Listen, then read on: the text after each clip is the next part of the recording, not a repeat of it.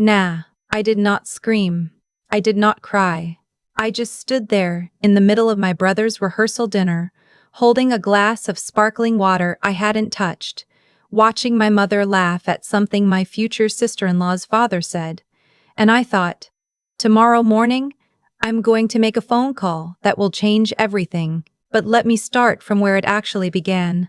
My brother Callum is 4 years younger than me. Growing up, he was the one who got the bigger bedroom, the newer laptop, the longer explanations when he made mistakes. I was the older sister. I was supposed to understand. I was supposed to be mature.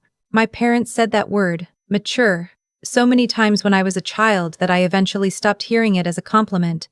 I left for college at 18 on a partial scholarship and 2 part-time jobs. My parents contributed nothing because, as my mother explained very calmly over the phone the week before move-in day, they were saving for Callum's future.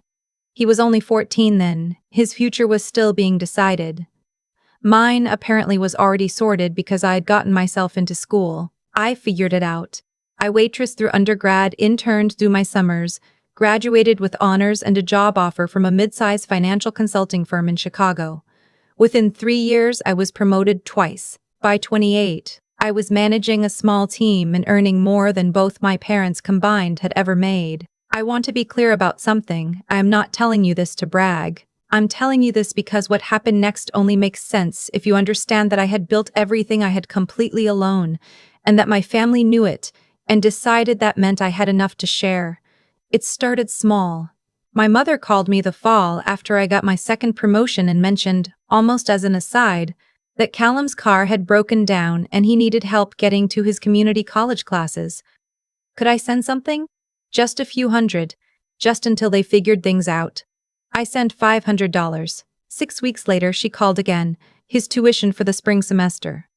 Just a loan, she said. He'd pay me back when he got on his feet. I sent the tuition. I want to tell you there was a moment when I said no, when I drew a line and held it. But there wasn't. Not for a long time. Because every time I started to feel the resentment rising in my chest, my mother would say something like, "You know how much it means to him," or "He looks up to you so much," and I would swallow whatever I was about to say and open my banking app instead. Over the next 4 years, I paid for Callum to transfer to a 4-year university. I paid the security deposit and first 2 months of rent on his apartment when he moved in with his girlfriend, Tamsin. I bought him a used car when the first one finally gave out completely. I covered the gap between his entry-level salary and his actual expenses for nearly 18 months while he got settled. I put a total of around $42,000 into my brother's life, and neither he nor my parents ever once used the word grateful. They used the word family. What I did not know, what I only found out much later, was that during this entire period, Callum had been telling Tamsin's family a very specific story about himself, that he was self-made, that he had put himself through school, that any help he'd received from family was minimal, the normal kind every family gives, nothing worth mentioning. Tamsin's parents were well off, old money comfortable, the kind of people who valued independence and hard work. Callum had understood this immediately, and so he had constructed a version of himself that would impress them. I was not in that version. I found out about the engagement through a group text. Callum sent a photo of Tamsin's hand with a ring on it and 3 words. She said yes. My mother replied with 17 emojis. My father replied with a thumbs up. I replied, "Congratulations," and put my phone face down on my kitchen counter. The ring, I would later find out, had cost $8,000. Callum had asked me 2 months before that group text for help covering some unexpected expenses. I had sent him $3,000 without asking what the expenses were. The rehearsal dinner was held at a private room in a steakhouse downtown, the kind of place with no prices on the menu and a sommelier who comes to the table before anyone has even sat down. Tamsin's parents had chosen it. They were paying for most of the wedding too, which I understood and which I told myself I was fine with. I sat at a table with my parents and 2 of Callum's college friends. Tamsin's family occupied the longer table at the center of the room. Her father gave a speech about Callum, about this remarkable young man who had worked so hard, come so far, built so much on his own. And I watched my brother smile and nod and accept the praise like it was simply true. My mother caught my eye across the table and smiled at me. Like everything was wonderful. Like we were all celebrating together. After dinner, Tamsin's mother came over to introduce herself properly. She was warm, elegant, the kind of woman who makes you feel immediately seen. She asked me what I did, and I told her. She nodded, impressed. Then she said, "Callum talks about you sometimes. He says you're very driven, that you've always been the independent one in the family." I said, "That's one way to put it." She smiled and moved on to greet someone else. On the drive home, I sat in the back of my parents' car and listened to them talk about how well the dinner had gone, how lovely Tamsin's family was, how proud they were of Callum. My mother turned around at a red light and said, "You seemed a little quiet tonight." I said I was tired, but I wasn't tired. I was sitting very still with a feeling I had been ignoring for 4 years. The specific, clarifying anger of someone who has finally decided that enough is enough. I did not sleep that night. I lay in the dark in my childhood bedroom. I had driven up from Chicago for the wedding weekend, and I went through every transaction in my head, not the dollar amounts. The moments. The phone calls. The times I had said of course, when I meant I really can't, and don't worry about it when I meant, this is the third time this year. I thought about Tamsin's father giving that speech, and Callum accepting it, and my mother smiling across the table like I was supposed to be proud of the fiction we were all maintaining together. At 6 in the morning, I got up, made coffee, and called my financial advisor. Not to move money. Not yet. Just to talk through a few things I had been thinking about for a while but never acted on. Then I opened my laptop and spent 2 hours reviewing every transfer I had made to Callum or on his behalf over the past 4 years. I had kept records.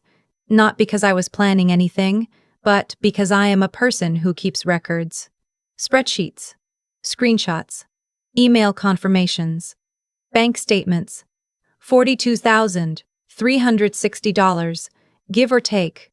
Not including the car. The wedding was the following afternoon, a Saturday. Outdoor ceremony at a venue about 20 minutes outside the city, the kind of place with string lights and a barn that costs $4,000 to rent for 6 hours. Tamsin looked beautiful. Callum cried when she walked down the aisle. I sat in the third row between my parents and felt something very quiet and very final settle in my chest. During the reception, I was at a table with my parents and some extended family I hadn't seen in years. My Aunt Deirdre asked me if I had a boyfriend. My uncle talked for 11 minutes about his boat. The speeches happened. Callum's best friend gave a speech about brotherhood and loyalty. Callum gave a speech about Tamsin that was genuinely lovely, and I noticed he thanked her parents by name, and thanked his own parents and did not mention me. I had paid for his university transfer. I had paid for the car he drove to the venue. I had paid 3 months ago for what he called unexpected expenses, and what turned out to have been Thompson's engagement ring. He did not mention me. My mother leaned over and whispered, "He's so nervous, he probably forgot." I nodded. I picked up my glass. I drank. Later, near the end of the night, Callum found me by the dessert table. He hugged me, loose and warm, smelling like whiskey and cologne. He said, "I'm so glad you came," like I was a guest. Like I was someone who had done him a favor by showing up. I said, "Of course. It's your wedding." He said, "Hey, listen, Tamsin and I are looking at honeymoon options and things are a little tight right now with all the wedding costs." I put my hand on his arm and said very calmly, "I'm not able to help with that." He blinked. "What? The honeymoon? I can't help with that." He laughed, uncomfortable, like I had made a joke that didn't land. "I wasn't asking for much, I know," I said. "The answer is still no." I smiled. I took a small plate of macarons. I walked back to my table. That was Saturday night. Sunday morning, I drove back to Chicago. Monday morning, I sat down at my desk, made 2 phone calls, and sent 3 emails. The first phone call was to my bank. I closed the joint emergency account I had set up for my parents 3 years ago, the one I had been automatically depositing $300 into every month, just in case. Just in case had been used to buy a new television, a weekend trip to Branson, and what my mother described as a necessary update to the kitchen backsplash. The second phone call was to the financing company that held the loan on Callum's car, the loan that was in my name, because his credit hadn't been good enough to qualify on his own. I had been making the payments, all of them for 2 years. I informed them I would be making my final payment at the end of the current billing cycle, and that I would need documentation for the transfer of liability, because I was no longer in a position to continue as the primary account holder. They walked me through the process. It was straightforward. It took 11 minutes. The 3 emails were to my accountant, my lawyer, and Callum himself. The email to Callum was the shortest. I told him that effective at the end of the month, I would no longer be covering the car loan. I listed the steps he would need to take to either assume the loan himself or make alternative arrangements. I told him I wished him and Tamsin well. I signed it with my full name. I did not write, "I've been carrying you for 4 years." I did not write, "You didn't mention me in your speech." I did not write, "You asked me for honeymoon money the night of your wedding." I did not need to. The email said everything by saying almost nothing. He called me 20 minutes after I sent it. I let it go to voicemail. My mother called an hour later. I let that go to voicemail too. I want to tell you I felt guilty. I kept waiting for the guilt to show up, that familiar weight that had always been what my family counted on, whether they knew it consciously or not. But it didn't come. What came instead was something that felt, embarrassingly, like rest. Like I had been holding a very heavy bag for a long time and had finally set it down on the ground. The voicemail from Callum was 4 minutes long. He said I was being dramatic. He said he had never asked me for charity, that everything had been a loan between family, that he had always planned to pay me back when things evened out. He said the timing was cruel, right after his wedding when they were already stressed about finances. He said he didn't know where this was coming from. He said he thought we were close. The voicemail from my mother was 7 minutes long. She cried for most of it. I listened to both of them once, all the way through, and then I went to the kitchen and made lunch. 3 days later, Callum received official notice from the financing company about the change in account status. He called me again. This time I answered. He said, "So you're actually doing this?" I said, "I am." He said, "Do you have any idea how this makes me look?" "Tamsin's family thinks, Callum," I said. "What does Tamsin's family think about who paid for your university transfer?" Silence. "What does Tamsin's family think about who paid your rent for a year and a half?" More silence. "What does Tamsin's family think about where the money for that engagement ring actually came from?" He said, quietly, "That's not fair." "I'm not trying to be unfair," I said. "I'm just asking what story they have. Because I have a different one. And I have 4 years of bank transfers to go along with it." He hung up. I want to be honest with you about what happened next, because this is the part of the story where some people expect a dramatic confrontation, an email chain, a scrambling meeting, a screaming match in someone's living room. That's not what happened. What happened was quieter, and in some ways worse for everyone involved. Callum could not refinance the car loan on his own. His credit had improved since the original loan, but not enough to qualify at the same rate, and the monthly payment at the rate he did qualify for was $200 more than what I had been paying. He called me to tell me this, and I said I understood, and I asked if there was anything I could help him think through logistically, and he said no and hung up. 2 weeks later, Thompson called me. I hadn't spoken to her much. She had always been pleasant but a little distant with me, which I had always assumed was simply her personality. But she called me on a Tuesday evening and she said, very carefully, that she had been going through their finances since the wedding and she had found some things that didn't add up, and she had asked Callum about them and he had told her a version of events that she wanted to verify with me directly. I said, "What would you like to know?" She asked 3 questions. I answered all 3 honestly. I told her about the university tuition. I told her about the rent. I told her about the ring. She was quiet for a long time. Then she said, "He told me his parents helped with the tuition. He said the rent money was from savings. He never mentioned the ring." I said, "I know." She said, "Why didn't you say anything, at the dinner or at any point?" I thought about this for a moment. I said, "Because I thought it was between me and my brother. I didn't think it was my place to walk into your relationship with information that would hurt you. I kept hoping he would handle it himself." She said, "That was very generous of you." I said it wasn't, really. It was avoidance. She thanked me for being honest. She said she needed time to think. She apologized, which I told her she had nothing to apologize for. We hung up. I don't know everything that happened in their house in the weeks that followed. Tamsin told me later in pieces over several conversations that we ended up having, because something unexpected happened, which is that she and I became, against all odds, genuinely close. She said those weeks were hard, that Callum was defensive at first, then ashamed, and that the shame was worse, in a way because there was nowhere for it to go. He called me 6 weeks after the wedding. Not to argue. Just to talk. He said he didn't know how to say what he wanted to say. I told him to just try. He said, I think I convinced myself it wasn't a big deal, that you were doing well and we were family and that's what family does. And I think I let myself believe that because it was easier than thinking about what it actually was.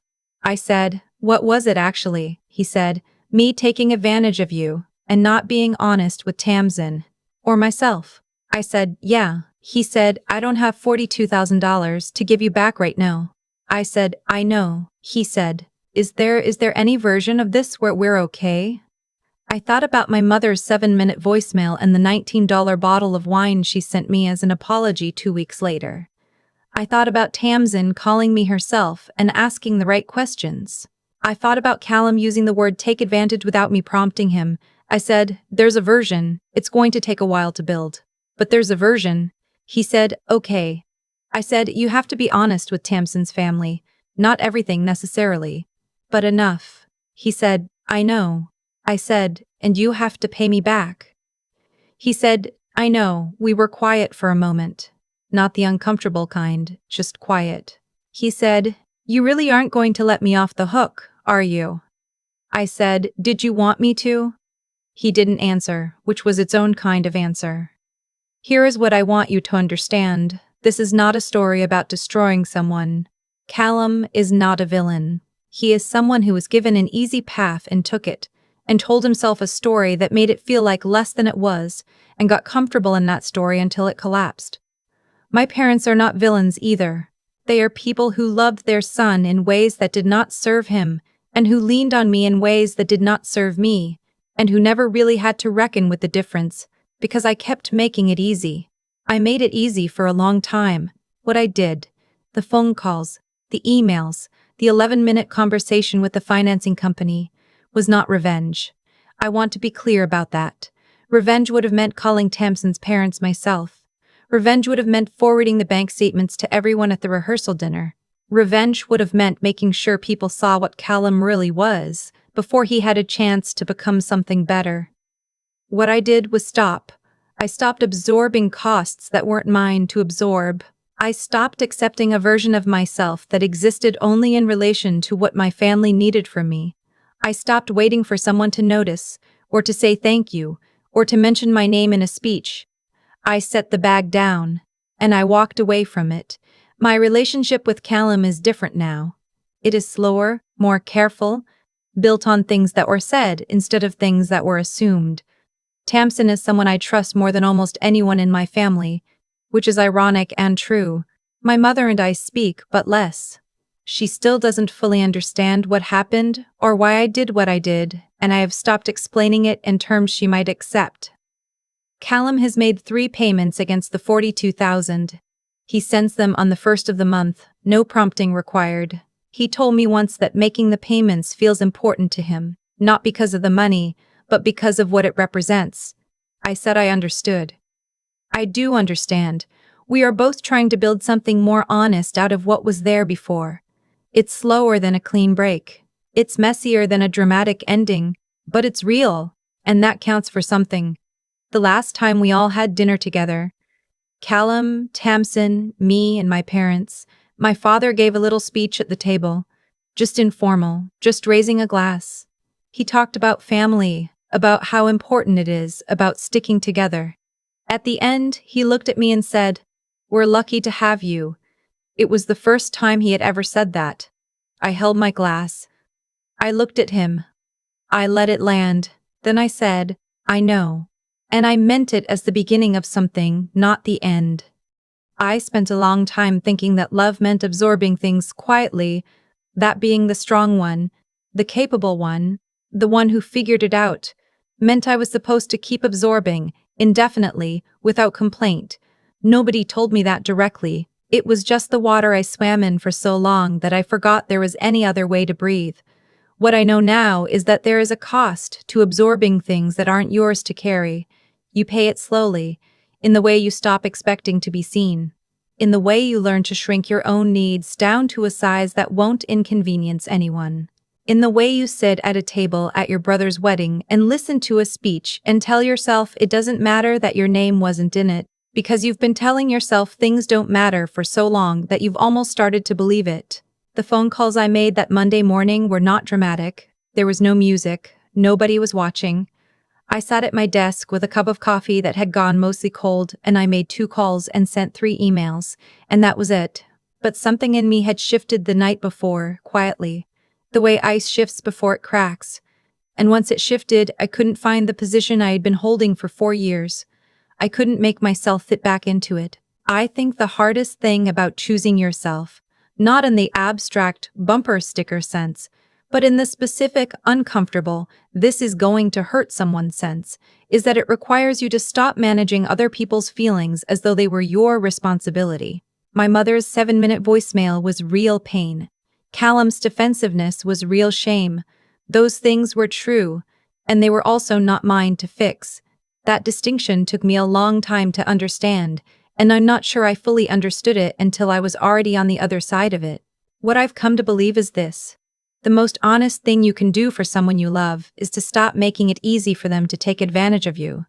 Not because they deserve punishment, but because nobody grows in a situation where the consequences of their choices keep getting quietly absorbed by someone else. Callum would not have had that phone call with me, the one where he used the words "take advantage" without me prompting him, if I had kept paying the car loan. He would have kept the version of himself that didn't need to look at what he was actually doing.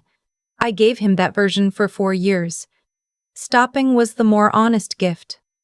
Tamsin calling me herself was something I didn't expect, that she asked the right questions, and listened to the answers, and chose to build something real instead of protecting a comfortable lie.